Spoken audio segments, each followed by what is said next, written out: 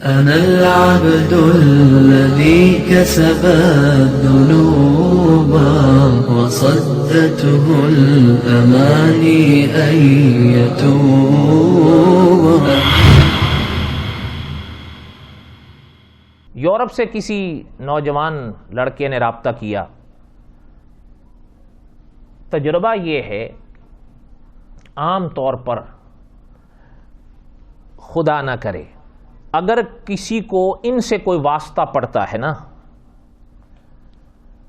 یہ عام طور پر دو مسئلوں پر ہمارے لوگوں سے بات کرتے ہیں. ایک کو کہا جاتا ہے اجراء نبوت اور دوسرے کو کہا جاتا ہے حیات وفات مسیح علیہ السلام. یہ سب میں نے اس گزشتہ درس میں پڑھ دیا ہے، اس کا خلاصہ. حالانکہ میں نے اس درس میں بتا دیا ہے کہ ان سے بات کرنا یا خدا نہ کرے اس مسئلے پر غور کرنے کے لیے یہ دو مسئلے پہلے نہیں ہیں. ان کے ہاں بھی اصل ہے مرزا غلام احمد قادیانی. اس لیے حضرت رحمت اللہ علیہ نے اس کتاب میں بھی جو 4 باتیں قائم کی ہیں نا، کہ ان پر غور کرنے کے جو 4 باتیں ہیں ان میں آپ کو اجراء نبوت وفات مسیح علیہ السلام والا مسئلہ نہیں ہے. اس لیے کہ خدا نہ کرے اگر کوئی شخص 4 گھنٹے چھوڑ کے 4 ماہ بقول مناظر ختم نبوت مولانا منظور احمد چنوٹی رحمت اللہ علیہ کے، خدا نہ کرے اگر کوئی 6 گھنٹے چھوڑ کے 6 مہینے بحث کے بعد اجراء نبوت کا قائل ہو جاتا ہے حضور کے بعد، خدا نہ کرے علیہ السلام، یا حضرت مسیح علیہ السلام کی وفات کا قائل ہو جاتا ہے، خدا نہ کرے. اگر وہ ان 2 عقیدوں میں ان کے پاس چلا بھی جاتا ہے لیکن ان کے نزدیک اس شخص کی اس وقت تک نجات نہیں ہوگی جب تک وہ مرزا غلام احمد قادیانی کو نہیں مانے گا. پتہ چلتا ہے تو پھر غور پہلے کس پر کرنا چاہیے، مرزا قادیانی پر یا ان 2 باتوں پر؟ اور اس درس میں نے بتا دیا مرزا قادیانی کی تحریر کے حوالے سے کہ مرزا قادیانی کے بھی بقول کوئی شخص خدا نہ کرے اگر کوئی شخص ایک بات میں جھوٹا ثابت ہو گیا پھر اس کا کسی بات میں اعتبار نہیں رہتا.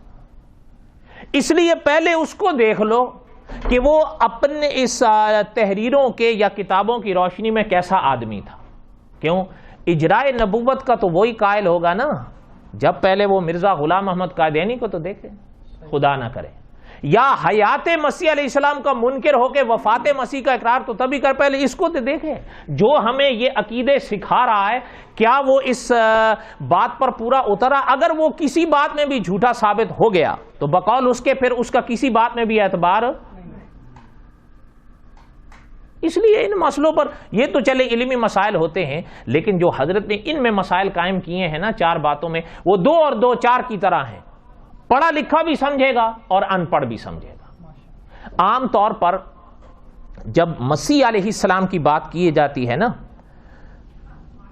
وہ یہ کہ ان کے سامنے آپ کوئی بات رکھو کہیں گے جی یہ عقل کے خلاف ہے، یہ جی ایسے کیسے ہو سکتا ہے، ناری کرے ہیں، عقل نہیں مانتی کہ کوئی ان سے گزر جائے اور پھر بچ جائے.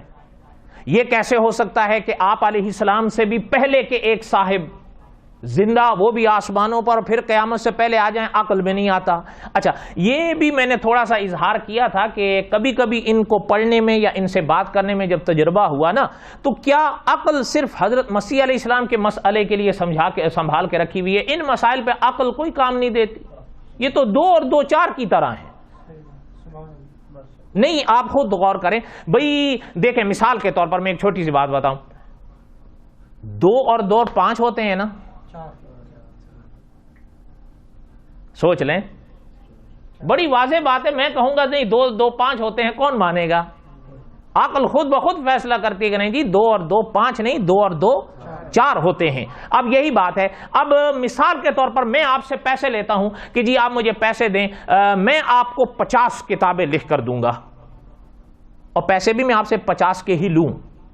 پھر کیا چاہیے کہ میں آپ کو کتابیں 5 لکھ کر دوں یا 50؟ اچھا، میں آپ کو لکھ کر دے دیتا ہوں 5 اور یہ بھی ساتھ میں آپ کے اس کتاب کے 5ویں میں لکھ دیتا ہوں کہ چونکہ 50 اور 5 میں صرف 0 کا فرق ہے، اس لیے 5 سے 50 کا وعدہ میں نے پورا کر دیا. صحیح ہے؟ آپ بتا دیں نا یہ ٹھیک ہے؟ میں یعنی جو جس مطالبے پر میں نے آپ سے پیسے لیے اور پھر مجھے اس کے مطابق آپ کو کتنی لکھ کے دینی چاہیے تھی؟ تو پھر وہی عبارت لوٹ کے نہیں آتی. جب ایک بات میں کوئی جھوٹا ثابت ہو گیا تو پھر اس کا کسی بات میں بھی اعتبار نہیں، کیونکہ وہاں میں لفظ یہ لکھ رہا ہوں کہ 5 اور 50 میں صرف 0 کا فرق ہے، لہذا 5 سے وہ وعدہ پورا ہو گیا. کیا پورا ہو گیا؟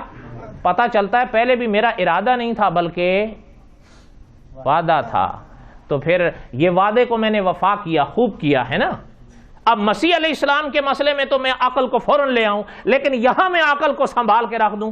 کیا اسی کے لیے تو نہیں کہیں کہا گیا کہ خرد کا نام جنو رکھ دو اور جنو کا نام خرد رکھ دو، جو چاہے ہمارا حسن کرشمہ ساز کرے.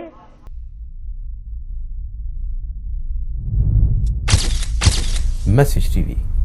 This is your channel. This is your channel.